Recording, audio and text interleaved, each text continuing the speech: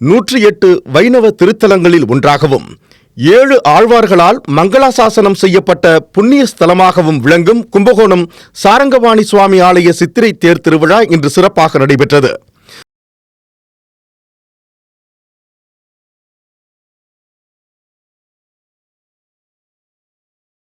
சுமார் 1500 ஆண்டுகள் பழமையான இந்த ஆலயத்தில் சித்திரை திருவிழா கடந்த 22ஆம் தேதி கொடியேற்றத்துடன் தொடங்கி முக்கிய நிகழ்வான தேரோட்டம் இன்று பக்தி வெள்ளத்தில் நடைபெற்றது.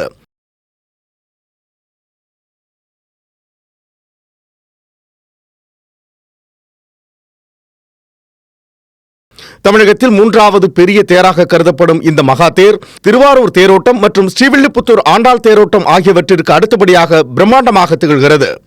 550 டன் எடையும் 110 அடி உயரமும் கொண்ட இந்த தேரில் ஸ்ரீதேவி பூமாதேவி சமேத சாரங்கபாணி சுவாமி எழுந்தருளி பக்தர்களுக்கு அருள்பாலித்து வருகிறார்.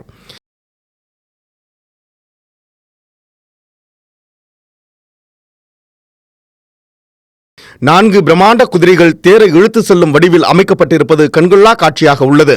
காலை முதலே கொளுத்தும் வெயிலையும் பொருட்படுத்தாமல் ஆயிரக்கணக்கான பக்தர்கள் சாரங்கா சாரங்கா என முழக்கமிட்டு தேரின் வடத்தை பிடித்து இழுத்து வருகின்றனர்.